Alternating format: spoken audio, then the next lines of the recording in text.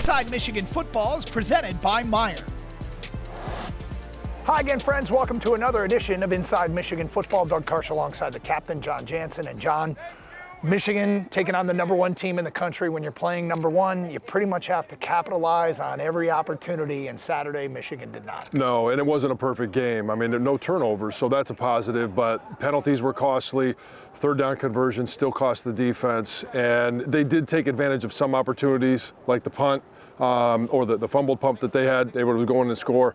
You almost have to play perfect. Well, early on, Oregon's offense is elite. Dillon Gabriel's elite, and they really work the edges, wide receiver screens to move the ball right down the field. We called for it in the pregame show. They needed a quick start. Did Michigan? They did not get it. Yeah, and when you're playing against Dillon Gabriel and this offense, the way it's designed, they go sideline to sideline, and they can utilize every inch of the field. He's a smart player. He is much better now than what we saw him at the beginning of the season. To be fair, Wolverines playing without their two starting corners, which makes it even tougher against a team like this. And offensively, it looked like Michigan was trying to work the edges, and they weren't having any success early on. No, they weren't. And it was nice to see them make that adjustment, going into it where, hey, Donovan Edwards, right up the middle. They started to gain some yards that way. Khalil Mullins had a tough day, but nice to see this offense make that adjustment to go between the tackles. All right, let's go to Jansen Vision for the first big play of the game for Michigan. Wolverines punting down 7-0. Yeah, we saw the first punt return. It was a good return by Tez Johnson. He got knocked out of the game, so now all of a sudden, and I want you to watch as we let this play roll, it's all about getting down. Now, it's good hang time by Tommy Doman, but as this play starts to develop, I want you to watch this player right here and how he breaks down on the ball. All of a sudden, he knows his help is over here. So I'm going to stay on this side of the returner because I know I've got help here. But just slowing and stopping his feet is what really creates this play. Now, a great job by Cole Sullivan of knocking the ball out. And obviously, when you're able to follow Joe Taylor. Great job by Joe Taylor of knocking the ball out and having the guy there in position to hop on it. All right, so let's go to Jansen Vision again. We talked about working the edges, little success, so they go up the middle. Yeah, and this is Donovan Edwards, right? And this is just going to be seriously right up the gut here. And watch this defense. As this defense, we talked about it during the broadcast all day long, that was shift this way or it was shift the other way, right at the snap of the ball, block in motion. Sometimes that motion will create some nice big holes for you. This time they all slant to the left, offense's left, creates a nice big gap on the backside there for Donovan to hit. That sets up the Wolverines inside the red zone, and they would capitalize on, Davis Warren extends a play, and then this throw, threading the needle, Tyler Morris with a great catch. It was, and this is one of those throws where I'm sure they're going to look at it and go, don't throw, don't throw, don't throw. Nice job, because he's throwing back across his body, but this is what Davis Warren has the potential to be. All right, so again, that unfortunately means Oregon got the football back. They are so good, and Dillon Gabriel, tough to defend. This was a 6-play, 75-yard drive that only took 2 minutes and 1 second. They're giving everybody problems offensively, and here they capitalize and lead 14-7. Yeah, and that's why they're the number one team in the country. It's dink and dunk until Dillon Gabriel says, you know what, I think there's going to be something available here. Even when it wasn't, he extends in plays and finally finds somebody down the field. So Oregon led it 14-7, and the defense, this is a first down stop. We go to Jansen Vision here. Ducks have the football in a lead, and Michigan forced a 3 and out, and this play was a big part of it. Yeah, this is a huge part of it, and I want you to watch the linebackers right here. They're gonna be aggressive and come up here. So it's not just Mason Graham and the guys up front, but you've got guys that are willing to fill holes, and as long as you do that, now all of a sudden as this play begins, all right, Jadon Hood right here. He's going to fill this hole right here and just cause the running back to stop his feet, bounce out just a little bit, and then the rest of your defense is there. That's all it takes sometimes. So it's a matter of being in the right place at the right time every single play. I think this is where the game kind of turned. Michigan actually forced a 3 and out, short punt. They get the football back in Oregon territory, and they can't do anything with it. And this is what we talk about, missed opportunities that later in the game, you look back and you go, you kind of have to score there. Yeah, and they're costly too, because then you give them back the ball, and it's anytime Dillon Gabriel has the ball, when you have the field and you've got a short field, you've got to get points, even if it's 3. All right, Michigan down 21-7. They get 18 yards to Colston Loveland, and the Wolverines start to move the football down 2 touchdowns, and we go again to Jansen vision. Yeah, and I want you to watch Colston Loveland here. He's going to block on this one, and this is, hey, we're going to give the ball here. We're going to do a lot in the backfield, but it's really about how Colston Loveland sets this up. He's got a clock in his head, and he knows 1,001, 1,002, 1,000, I'm gone. As soon as he does, and this guy drops him, he's going to clear up, and it's a great job of selling. All of a sudden, he leaves, and then Davis Warren's got an easy throw, and that's just that's what makes Colston Loveland so good, is his ability to gain yards after the catch, making some guys miss, and just overpowering others. That led to a Dominic Zavada field goal. It was 21-10. But again, here's this offense inside the 2-minute timeout, minute 51 to go, and Dillon Gabriel takes him down the field. You're talking about a guy that's, he's had a number of college starts. He's had a number of situations that he's been in, and there's nobody that's cooler in the pocket than Dillon Gabriel. First half, some significant numbers. 5 negative plays for Michigan's offense, put them behind the chains. Michigan on third down averaged 3rd and 8.5. Oregon averaged 3rd and 3.7. Second half highlights, Wolverines start to mount a comeback, and we'll take a look at that. Hear from the head coach, Sherrone Moore, later here on Inside Michigan Football. Inside Michigan Football is brought to you by Meijer, presenting sponsor of the 2024 Michigan football season and proud sponsor of thousands of local sports teams across the Midwest. Inside Michigan Football is brought to you by University of Michigan Health. There's a difference between an answer and a Michigan answer. Visit michigananswers.com. So second half, Oregon got the football, and they had a 28-10 lead, and we were like, wow, how do you stop this offense? And the defense comes out right away and gets a 3-and-out. It was a much better defensive performance in the second half. It was, and it was stopping the run. It was being more aggressive on the edges with the receivers, not allowing those easy wide receiver screens to pick up first downs. But that 3-and-out, that was key to start the game. All right, start the half. Let's get it to Michigan with the football. When we go to Jansen vision, when you got an All-American tight end, you like to use him. Yeah, and this one is not necessarily about Colston Loveland. I want you to watch Donovan Edwards on this one.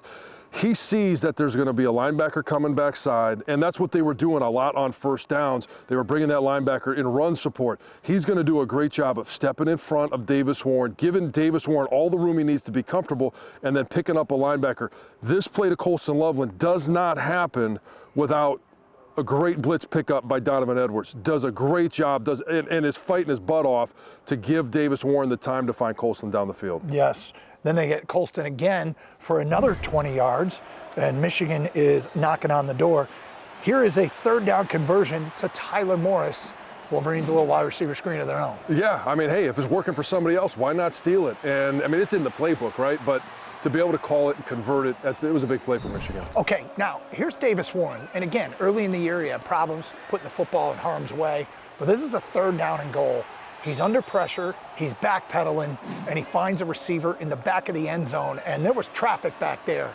This is a quarterback making a play for you, and maybe a bit of a coming of age for Davis.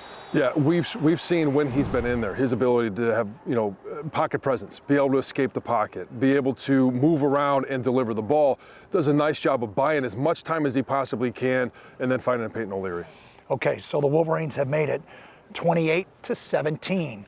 This is about as frustrating as it gets. The defense gets a stop. Michigan's going to get the football back, down 28-17. And they make a mistake on special teams on 4th and 4. So when they come out with a weird formation, all right, you got your normal wedge in front here to protect the punter, but you got one guy out here, everybody else over here, but your center ends up becoming end man on the line of scrimmage, but it doesn't matter. He's still the guy that's snapping the ball. So all they're trying to do is figure out who's going to line up wrong. It happened to be the guy that was on the center this time that lined up head up. If he lines up over here, if he lines up over here or anywhere outside that area, it's not a penalty. He made the mistake of thinking that was the tight end. He was going to jam him up, but it's still the center no matter what. That's why this play was a penalty. They force a field goal. It's 31-17. And then the offense goes 3-and-out. And again, the defense, another stop. Mason Graham makes a play. There's QB pressure at this point. Oregon just had 3 points in the second half up until this point, and the defense kept getting stops and getting the ball back to the offense. It was a much tougher run defense, much more physical run defense. You saw Mason Graham being able to get off blocks. Kenneth Grant was able to get off blocks. We saw it from the edges as well. But it's that ability. And then we also saw them taking away those wide receiver screens. Okay, so Michigan gets the ball back, down 2 scores, fourth quarter. Here's a 3rd and 13. Davis Warren fires a dart into a cover to Tyler Morris for a first down. Yeah, this is probably the best pass. I know the 2 earlier were touchdown passes, but this is the best one I think I've seen from him all season long. It was accurate, the timing was there, and then it was the follow through as well. It was the catch. Alex Orji, this is power running, little help from Miles Hinton, but getting down the sideline. I thought this play was over about 3 or 4 different times. Yeah, I mean, his ability to stay in bounds was great. His awareness to the sidelines, and then you got to give it to the offensive lineman, right? The yardage didn't count. He had stepped out, but hey, give an assist any way you can. Drive stalled at the Oregon 10-yard line. Wolverines try a reverse pass. No success there. And so no, I thought that would have been a good play on 3rd down.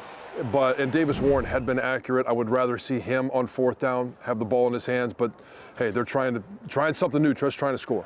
Oregon gets a tack-on touchdown. Number 1 team in the nation gets out of Ann Arbor with a win.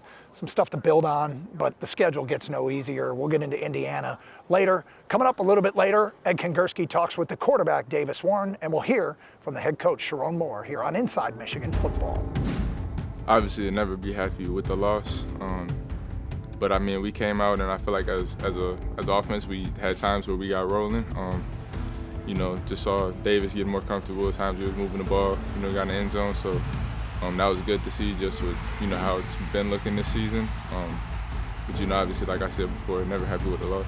Just got to come out better, like from the start of the game, come out more assignment detailed and just locked in on what we need to be locked in on. I feel like the second half we kind of played better complementary football, but we just got to come out from the jump and do that. Our conversation with the coach is brought to you by Meijer. Coach, what was the message to the team after the game? I thought in the second half we really came out and fought. Defense stood tall, went down and scored. Thought we had some momentum going, but it was a little too late. In the first half, offensively, we were kind of all over the place, and defensively, I thought kept fighting, really not giving up any, a lot of big plays, and then they caught a few on 3rd down. So just tell them to keep fighting. We got 3 more that we got to go get, and we got to go compete to go and work to go do that. Offensively, obviously, you mentioned the challenges in the first half. What did you see from Davis Warren and Alex Orji both? I thought those guys did a good job managing the game. I thought Davis, operated at a really good level, made some really nice throws that he needed to make, and I thought Orji doing some things in there to change the pace was good. But overall, it's got to be a team effort. Overall, defensively, it's the second week in a row we've had a 100-yard rusher. Is there any concern about some leakage on the ground? I think we're always, trying to get better at that. It felt like those plays were happening here and there, and we started out strong in the first half, and then they got some momentum. We got the penalty on special teams, and they started running the ball a little bit more because I thought before that we were holding them strong. So we got to do a better job in our gaps and just have gap integrity.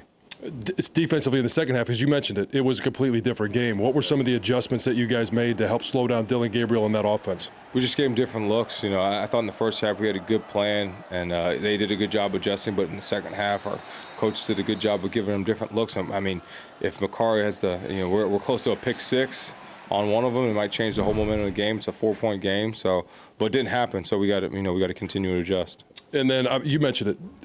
3 and out, start the second half. You guys go down 10 plays, 75 yards and score. At that point, what was the feeling on the sidelines? What was the anticipation that you guys were having? Yeah, felt like there was some momentum there. Felt like our guys were, the message in the locker room was to fight, to continue to strain, to fight, to do your job. And those guys did that in the start of the second half and felt like there was some momentum being built there. Looked like a different team than the first half, but we didn't finish. How critical was the illegal formation on special teams? Because they're going to give you a lot of different looks. We've seen that all year from Dan Lanning, but that you finally get a chance to get off the field, it extends the drive. Yeah, it was a huge penalty. So something we can't have those penalties. They're concerning. stuff we got to get fixed. But I thought the defense did a good job of, they got the penalty, stopped them from scoring. They had to kick a field goal. So defense really will stand the charge in the second half, but we got to match it on the offense and special teams. And then look ahead to Indiana. Obviously, I know this one stinks, but you got 3 games left. What do you need to see from your team in the remaining of this season? Yeah, one, we got to do what we did today and take care of the football, but we got to play complementary football. We're not doing that all the time. It's too inconsistent. So for us to win these games, that's what we got to do. Thanks, Coach. Thank you.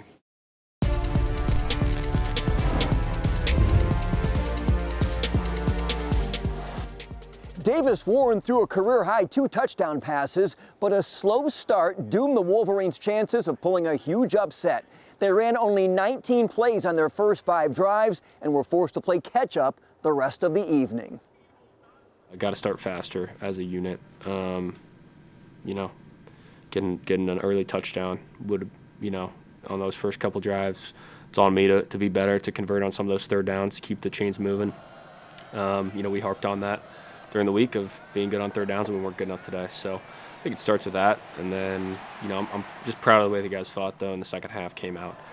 We came out with some intentions to really, take it to them and play our style of football. And I think we did that, in a lot of ways. So just proud of the way the guys battled at the end, but, always just disappointed to come up short. How comfortable are you taking everything this position demands? Because this is a high-profile gig. Yeah, just being me, being true to myself, who I am. I know who I am. I know who Davis Warren is, and I know what's important to me. And what's important to me is my family, people that are close to me, and this team. And this team means a lot to me, these guys, and just relying on them, showing them that what's the most important thing to me is winning. And I'm gonna do whatever it takes every week to be prepared, whether it's in the film room, at practice, whatever it is. I'm gonna work really hard to do that and just block out all your outside noise. None of that matters. What matters is who's in Schembechler Hall, who's in my village, and listen to those people and living in that. This season, the ebbs and flows have been like none other in recent history for sure. How do you describe the ups and downs of this year as you're 3/4 of the way through? Yeah, I think, since I've been here in 21, obviously we've had a lot of success. This year, we've had some trials and tribulations, but I think I'm just proud of the way the guys have, stuck with each other. There's been no finger pointing, especially on the offensive side of the ball. I think we've done a great job sticking together, working our butts off, trying to be better. And we got a lot of people in that building that work really hard, really care about the winged helmet, care about Michigan, care about this place, and want to be great. And, it's disappointing to fall short. As Coach Harbaugh used to always say, you're always fighting the law of averages a little bit. And, we've shot ourselves in the foot too many times this year, which has been disappointing. But yeah, I'm proud of the guys, and I know going forward they're going to have that.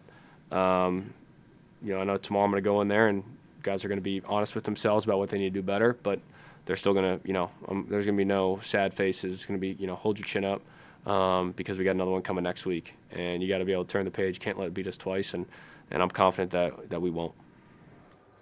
Davis, always candid, always takes accountability, but you can sure see him growing into the job as he gets more and more reps. Our Elrose Steel Man of the Week is Colston Loveland. The junior caught 7 passes for a career-high 112 yards, the first 100-yard game of his career, and the first by a Michigan tight end since the great Jake Butt in 2015. For Inside Michigan Football, I'm Ed Kingerski. We got 3 games left. All 3 are big games, so ready to just finish off the rest of the season and just stay together.